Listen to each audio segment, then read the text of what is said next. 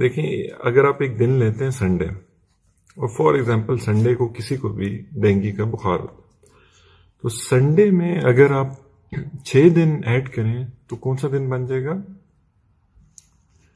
Saturday. اسی طرح اب آپ ایگزامپل لیں کہ ایک بڑا سارا پیالہ ہے اور اس میں آپ پانی ڈالتے جا رہے ہیں، لیکن اس پیالے میں کیونکہ کچھ سوراخ ہوئے ہوئے ہیں تو وہ سارا پانی آپ کا باہر چلا جاتا ہے، اس میں سے کچھ پانی۔ تو ڈینگی بخار میں بھی یہی ہوتا ہے۔ یہ ڈینگی بخار ایک وائرل بیماری ہے، یہ ایک وائرس کاز کرتا ہے جس میں آپ کی جو خون کی نالیاں ہیں اس میں چھوٹے چھوٹے چھوٹے سوراخ ہونا شروع ہو جاتے ہیں۔ جب یہ چھوٹے چھوٹے سوراخ ہونا شروع ہو جاتے ہیں آپ کی خون کی نالیوں میں، تو ان میں سے سب سے پہلے جو چیز باہر آنا شروع ہوتی ہے وہ خون کا سب سے چھوٹا حصہ ہوتا ہے، تو وہ کیا ہوتا ہے؟ پلیٹلیٹس۔ تو کیونکہ پلیٹلیٹس باہر آنا شروع ہو جاتے ہیں اس لیے پلیٹلیٹس آپ کے کم ہونا شروع ہو جائیں گے۔ فار ایگزامپل اگر آپ کے پہلے دن آپ کے 170 پلیٹلیٹس ہیں تو دوسرے دن جب ڈینگی بخار آپ کو ہونا شروع ہوگا تو دوسرے دن ہو سکتا ہے آپ کے 150 رہ جائیں، تیسرے دن ہو سکتا ہے آپ کے 100 رہ جائیں، اس کے بعد چوتھے دن 75 رہ جائیں، اس کے بعد 5ویں دن 50 رہ جائیں۔ لیکن جب چھٹا دن آئے گا تو یہ آپ کے پلیٹلیٹس چھٹے دن کے بعد ڈینگی کیونکہ وائرل ڈیزیز ہے تو یہ سیلف لیمیٹنگ ہے۔ یہ سیلف لیمیٹنگ کا مطلب ہوتا ہے خود بخود ٹھیک ہونا شروع ہو جاتا ہے۔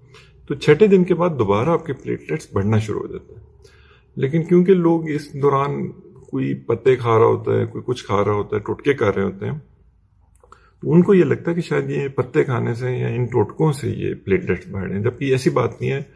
ڈینگی کے بخار ہونے کے چھٹے دن وہ خود بخود بہتری کی طرف پیشنٹ مائل ہونا شروع ہو جاتا ہے۔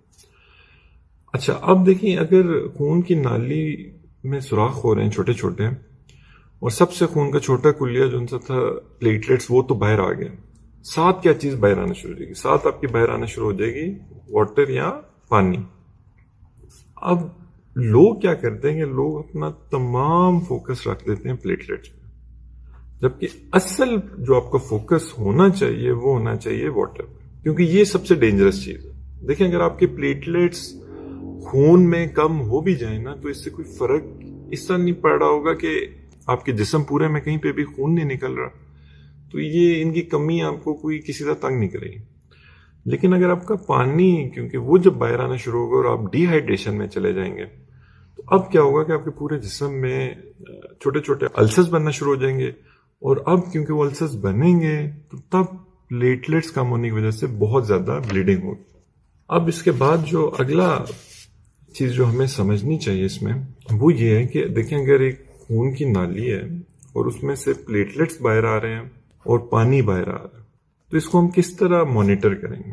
پلیٹلیٹس کا تو آپ کو پتہ ہے کہ آپ سمپل اس میں بلڈ سی پی کرا لیں گے، لیکن جو آپ کا پانی باہر آ رہا ہے اس کو آپ کس طرح مانیٹر کریں گے؟ اس میں سب سے پہلے آپ اس کا بلڈ پریشر دیکھتے رہیں گے پیشنٹ کا کہ وہ تو نہیں، اس میں تو نہیں فلکچویشنز آ رہی، وہ ایک اسٹیٹ آف شاک میں تو نہیں جا رہا۔ پھر آپ سائنس آف ڈی ہائیڈریشن دیکھیں گے پیشنٹ پہ کہ پیشنٹ کسی طرح بھی سائنس آف ڈی ہائیڈریشن میں تو نہیں جا رہا۔ اس میں one of the biggest science is urination, کہ اگر پیشنٹ پیشاب کرتا رہ رہا ہے تو تب اس کا مطلب ہے کہ پیشنٹ کی باڈی ٹھیک ہے، وہ ابھی تک اس طرح ڈی ہائیڈریٹ نہیں ہوئی۔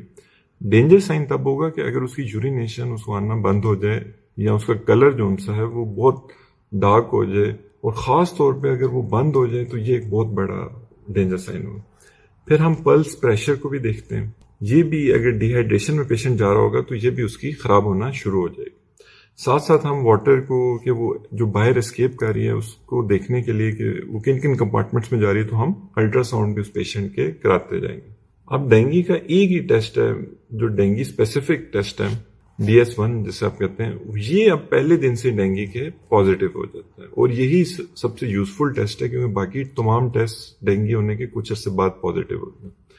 اب آپ نے کرنا کیا ہے؟ دیکھیں اب آپ نے گھبرانا اس میں اس طرح نہیں ہے کہ آپ سمپلی آپ فوکس کریں گے آپ پیشنٹ کو کس طرح میکسیمم ری ہائیڈریٹ کر سکتے ہیں اور کس طرح آپ اس کو ڈی ہائیڈریٹ ہونے سے بچا سکتے ہیں۔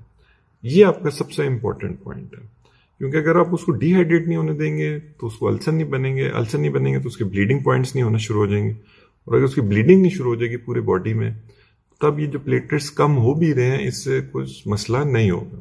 تو یہ ایک بالکل بیسک کانسیپٹ ہے کہ ڈینگی کیوں ہوتا ہے اور کیوں. اور پھر آپ یہ بھی دیکھیں کہ یہ چھٹے دن آپ کے ڈینگی بخار خود بخود جب آپ کو ہوا اس کے چھٹے دن یہ خود بخود یہ بہتری کی طرف پیشنٹ آپ کا ہونا شروع ہو جائے گا.